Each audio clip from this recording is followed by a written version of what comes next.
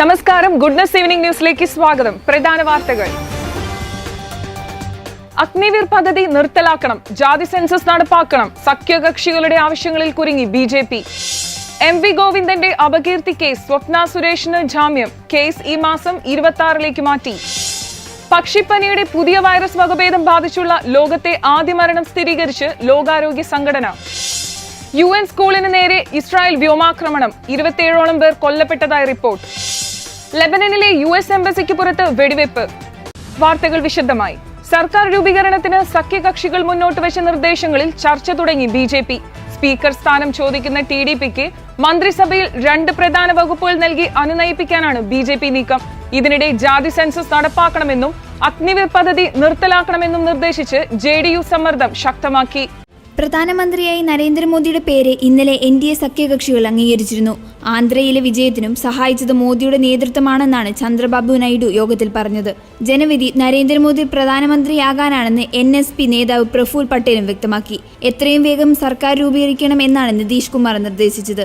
4 മന്ത്രിമാർ വേണമെന്നാണ് JDU നിർദ്ദേശിച്ചത്. റെയിൽവേ, കൃഷി, ഗ്രാമവികസനം എന്നീ വകുപ്പുകളും JDU നൽകിയ പട്ടികയിലുണ്ട്. 6 മന്ത്രിമാരെ നൽകണമെന്ന നിർദ്ദേശമാണ് ചന്ദ്രബാബു നായിഡു മുന്നോട്ട് വെച്ചിരിക്കുന്നത്. IT, വാണിജ്യം, ട്രാൻസ്പോർട്ട് എന്നീ വകുപ്പുകളും നായിഡു ആവശ്യപ്പെടുന്നു. NDAയിൽ ഉറച്ചു നിൽക്കുകയാണെന്നും ഇന്ത്യ സഖ്യവുമായി ഒരു ചർച്ചയുമില്ലെന്നും TDP വ്യക്തമാക്കിയിട്ടുണ്ട്. ജൂൺ 9 പ്രധാനമന്ത്രി, ചില മന്ത്രിമാരും ചുമതലയേൽക്കും. കൂടുതൽ മന്ത്രിമാരുടെ സത്യപ്രതിജ്ഞ തൊട്ടടുത്ത ദിവസങ്ങളിൽ നടത്തുന്നതും ആലോചനയുണ്ടെന്ന് ഉന്നത വൃത്തങ്ങൾ പറഞ്ഞു. അതേസമയം ബീഹാറിന് പ്രത്യേക സംസ്ഥാന പദവി നൽകണമെന്ന ആവശ്യത്തിൽ നിന്ന് പിന്നോട്ടില്ലെന്ന് JDU നേതാവ് KC ത്യാഗി വ്യക്തമാക്കി. നീറ്റ് പരീക്ഷയിൽ അട്ടിമറി നടന്നുവെന്ന ഗുരുതര ആരോപണവുമായി വിദ്യാർത്ഥികൾ. നീറ്റ് പരീക്ഷ വീണ്ടും നടത്തണമെന്നാവശ്യപ്പെട്ട് വിദ്യാർത്ഥികൾ അടക്കമുള്ളവർ കേന്ദ്ര വിദ്യാഭ്യാസ മന്ത്രാലയത്തിന് പരാതി നൽകി. നീറ്റ് പരീക്ഷാ ഫലം പ്രഖ്യാപിച്ചപ്പോൾ 67 പേർക്ക് 1ാം റാങ്ക് ലഭിച്ചതാണ് ചർച്ചയാകുന്നത്. ഇതിൽ അട്ടിമറിയുണ്ടെന്നാണ് പരാതി. 47 പേർക്ക് 1ാം റാങ്ക് ലഭിച്ചത് ഗ്രേസ് മാർക്കിലൂടെയാണെന്നും ഇതിൽ ക്രമക്കേടുണ്ടെന്നുമാണ് ആരോപണം. നീറ്റ് പരീക്ഷയിൽ അട്ടിമറി നടന്നുവെന്ന ഗുരുതര ആരോപണത്തിൽ പരാതികളെക്കുറിച്ച് വിദ്യാഭ്യാസ മന്ത്രാലയം അന്വേഷിക്കും. അതേസമയം 1ാം റാങ്കുകളിൽ വിശദീകരണവുമായി NTA രംഗത്തെത്തി.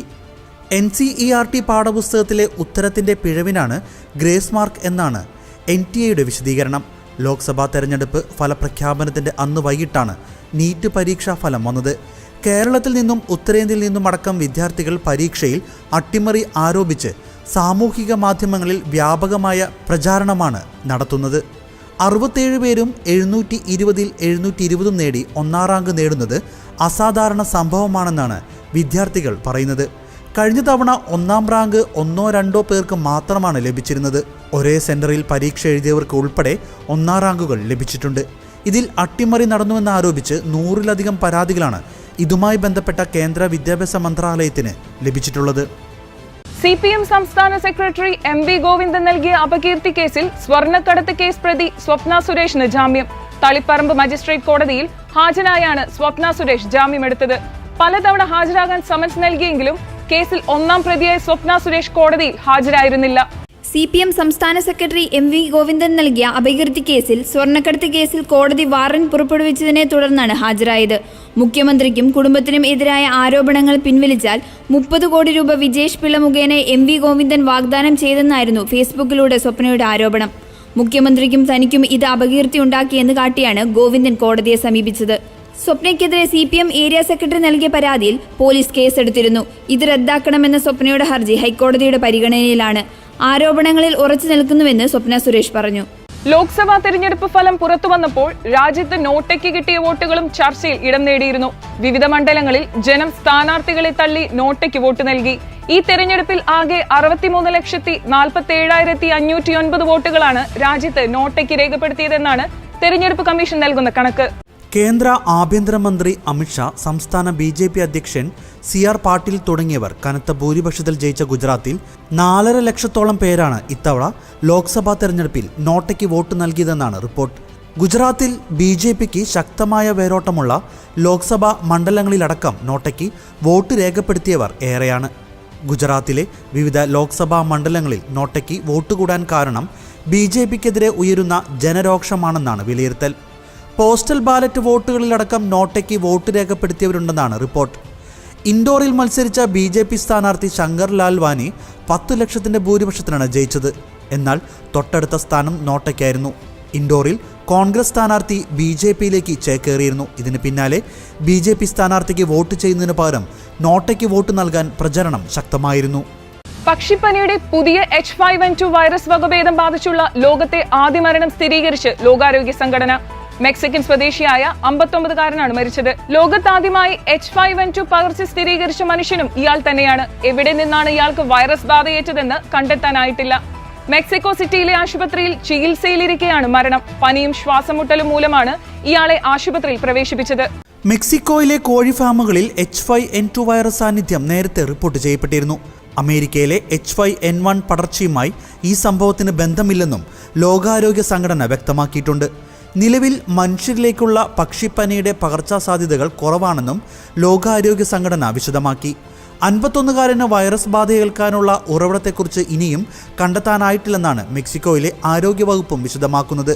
കോഴി ഫാമുകളിൽ നിന്നോ മറ്റെന്തെങ്കിലും തരത്തിൽ മൃഗങ്ങളുമായി 59-കാരൻ സമ്പർക്കത്തിൽ വന്നതായി കണ്ടെത്താനായിട്ടില്ല. 3 ആഴ്ചയോളമായി കിടപ്പിലായ ശേഷമാണ് ഇയാൾ ചികിത്സ തേടിയത്. ഇയാൾക്ക് ടൈപ്പ് 2 പ്രമേഹവും വൃക്ക തകരാറും ഉണ്ടായിരുന്നതായി കണ്ടെത്തിയിട്ടുണ്ട്. നേരത്തെ മാർച്ച് മാസത്തിൽ മെക്സിക്കോയിലെ മിച്ചോഗാൻ സംസ്ഥാനത്ത് ഒരു കുടുംബത്തിൽ H5N2 വൈറസ് ബാധ സ്ഥിരീകരിച്ചിരുന്നു. എന്നാൽ മനുഷ്യരിലേക്ക് പകരില്ലെന്ന നിരീക്ഷണത്തിൽ സംഭവം റിപ്പോർട്ട് ചെയ്തിരുന്നില്ല. എന്നാൽ ഏപ്രിലിലുണ്ടായ മരണത്തോടെ മെക്സിക്കോ വൈറസ് ബാധയെക്കുറിച്ച് ലോകാരോഗ്യ സംഘടനയെ അറിയിക്കുകയായിരുന്നു. ആധാർ നമ്പറുകളുള്ള എല്ലാ വ്യക്തികളും എൻറോൾമെന്റ് തീയതി മുതൽ 10 വർഷത്തിലൊരിക്കലെങ്കിലും ആധാർ വിവരങ്ങൾ അപ്ഡേറ്റ് ചെയ്യാൻ unique identification authority of India നിർദ്ദേശിച്ചു. ആധാർ കാർഡ് ഉപയോക്താക്കൾക്ക് ജൂൺ 14 വരെ സൗജന്യമായി ആധാർ രേഖകൾ അപ്ഡേറ്റ് ചെയ്യാം. അക്ഷയ കേന്ദ്രങ്ങൾ വഴിയും ആധാർ സേവനം ലഭ്യമാകുന്നതിന് 50 രൂപയാണ് ഫീസ് നൽകേണ്ടത്. 10 വർഷം മുമ്പെടുത്ത ആധാർ കാർഡുകളിൽ ഇതുവരെയും യാതൊരുവിധ പുതുക്കലും നടത്താത്തവരാണ് ആധാർ പുതുക്കേണ്ടത്. തിരിച്ചറിയൽ മേൽവിലാസ രേഖകൾ myAadhar.in വഴി ആധാർ നമ്പർ ഉപയോഗിച്ച് ലോഗിൻ ചെയ്ത ശേഷം ഡോക്യുമെന്റ് അപ്ഡേറ്റ് ചെയ്യാം. മൊബൈൽ നമ്പർ ആധാറുമായി ബന്ധിപ്പിച്ചവർക്ക് മാത്രമേ ഓൺലൈൻ സംവിധാനം ഉപയോഗിക്കാൻ സാധിക്കൂ. ആധാർ സേവനങ്ങൾ വേഗത്തിൽ ലഭ്യമാക്കാൻ ആധാറിൽ മൊബൈൽ നമ്പർ, ഇമെയിൽ എന്നിവ നൽകണം. ഇതുവരെ ആധാറിൽ മൊബൈൽ നമ്പർ, ഇമെയിൽ എന്നിവ നൽകാതിരുന്നവർക്കും നിലവിലുള്ള ആധാറിൽ മൊബൈൽ നമ്പർ, ഇമെയിൽ എന്നിവ മാറ്റം വന്നവർക്കും അക്ഷയ ആധാർ കേന്ദ്രങ്ങൾ വഴി അപ്ഡേറ്റ് ചെയ്യാം. 2024 ജൂൺ 14 ശേഷം ആധാർ ഓൺലൈനായി അപ്ഡേറ്റ് ചെയ്യാൻ കഴിയുമെങ്കിലും ഫീസ് ബാധകമാകും. ഓൺലൈൻ അപ്ഡേറ്റുകൾക്ക് 25 രൂപയും ഓഫ്ലൈൻ അപ്ഡേറ്റുകൾക്ക് 50 രൂപയും ഈടാക്കുമെന്നാണ് വിവരം. രാജ്യത്തെ ഏറ്റവും ചെറിയ ലോക്സഭാ മണ്ഡലം വർഷങ്ങൾക്കു ശേഷം തിരിച്ചുപിടിച്ച് കോൺഗ്രസ്. വാശിയേറിയ പോരാട്ടത്തിനൊടുവിലാണ് സിറ്റിംഗ് MP ആയ മുഹമ്മദ് ഫൈസലിനെ പരാജയപ്പെടുത്തി കോൺഗ്രസ് സ്ഥാനാർത്ഥി മുഹമ്മദ് ഹംദല്ല സെയ്ദ് ലക്ഷദ്വീപിൽ ജയിച്ചു കയറിയത്. BJP പിന്തുണയിൽ മത്സരിച്ച TP യൂസഫിന് കെട്ടിവെച്ച പണവും നഷ്ടമായി. 10 ദ്വീപുകളിലായി 55 ബൂത്തുകളിലാണ് തെരഞ്ഞെടുപ്പ് നടന്നത്. ആകെ 57,784 വോട്ടർമാർ ഉണ്ടായിരുന്നു.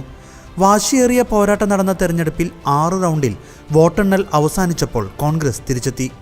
2647 വോട്ടിന്റെ ഭൂരിപക്ഷത്തിലാണ് മുഹമ്മദ് ഹംദുല്ല സെയ്ദ് ജയിച്ചു കയറിയത്. സെയ്ദ് 25,726 വോട്ട് നേടിയപ്പോൾ NCP ശരത് പവാർ പക്ഷത്തിന്റെ സിറ്റിംഗ് MP PV മുഹമ്മദ് ഫൈസലിന് 23,079 വോട്ട് ലഭിച്ചു. BJP പിന്തുണയിൽ മത്സരിച്ച NCP അജിത് പവാർ പക്ഷം സ്ഥാനാർത്ഥി TP യൂസഫിന് 201 വോട്ട് മാത്രമാണ് ലഭിച്ചത്. കെട്ടിവച്ച കാശ് പോലും NDAക്ക് ലഭിച്ചില്ല. ആരോഗ്യരംഗത്തടക്കം അടിസ്ഥാന സൗകര്യങ്ങളിൽ പോലും ഏറെ പിന്നിലായ ദ്വീപിനായി വാഗ്ദാനം നൽകിയതൊന്നും ചെയ്തില്ല. പ്രതിസന്ധി കാലത്ത് ദ്വീപ് ജനതയ്ക്ക് വേണ്ടി ഒന്നും ചെയ്തില്ല എന്നീ വിമർശനങ്ങളും BJPയിലേക്കെന്ന പ്രചാരണവും കൊഴുത്തതോടെയാണ് ഫൈസലിന് ദ്വീപ് കൈവിട്ടത്. 2009 26 വയസ്സിന്റെ ചുറിയുർക്കിൽ രാജ്യത്തെ ഏറ്റവും പ്രായം കുറഞ്ഞ MP ലക്ഷദ്വീപിനെ ലോക്സഭയിൽ പ്രതിനിധീകരിച്ച വ്യക്തിയാണ് ഹംദുല്ല സെയ്ദ്. മുൻ MP PM സെയ്ദിന്റെ മകനായ ഇദ്ദേഹത്തിന് പക്ഷേ 2014 2019 കനത്ത പരാജയം നേരിടേണ്ടി വന്നു. നൂറുകണക്കിന് അഭയാർത്ഥികളുള്ള ഗാസയിലെ UN സ്കൂളിന് നേരെയുണ്ടായ ഇസ്രായേൽ വ്യോമാക്രമണത്തിൽ 27ഓളം പേർ കൊല്ലപ്പെട്ടതായി റിപ്പോർട്ട്. ഇസ്രായേൽ ആക്രമണത്തിന് പിന്നാലെ സ്കൂളിൽ അഭയം തേടിയെത്തിയ ഗാസയിലുള്ളവരാണ് ആക്രമണത്തിൽ കൊല്ലപ്പെട്ടതെന്നാണ് അന്തർദേശീയ മാധ്യമങ്ങൾ റിപ്പോർട്ട് ചെയ്യുന്നത്.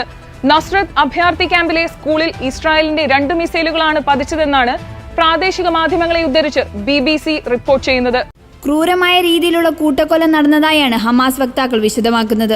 വ്യാഴാഴ്ച രാവിലെയോടെ പാലസ്തീനിലെ മാധ്യമപ്രവർത്തകർ എക്സിൽ പോസ്റ്റ് ചെയ്ത ദൃശ്യങ്ങളിൽ ദേർ അൽ ബലാലിയയിലെ അൽ ഖൈസ ആശുപത്രിയിലേക്ക് പരിക്കേറ്റവരുടെയും മരിച്ചവരുടെയും മൃതദേഹങ്ങളുടെ നീണ്ട നിരയുടെയും വീഡിയോ ദൃശ്യങ്ങൾ പുറത്തു വന്നിട്ടുണ്ട്. അതേസമയം ഇസ്രായേൽ സേനയുടെ പ്രസ്താവനയിൽ ഹമാസ് കേന്ദ്രത്തിൽ ആക്രമണം നടത്തിയെന്നാണ് വിശദമാക്കുന്നത്. ഒക്ടോബർ 7 നടന്ന ആക്രമണത്തിൽ പങ്കെടുത്ത തീവ്രവാദികളാണ് ആക്രമണത്തിൽ കൊല്ലപ്പെട്ടെന്നാണ് ഇസ്രായേൽ സേന വിശദമാക്കുന്നത്.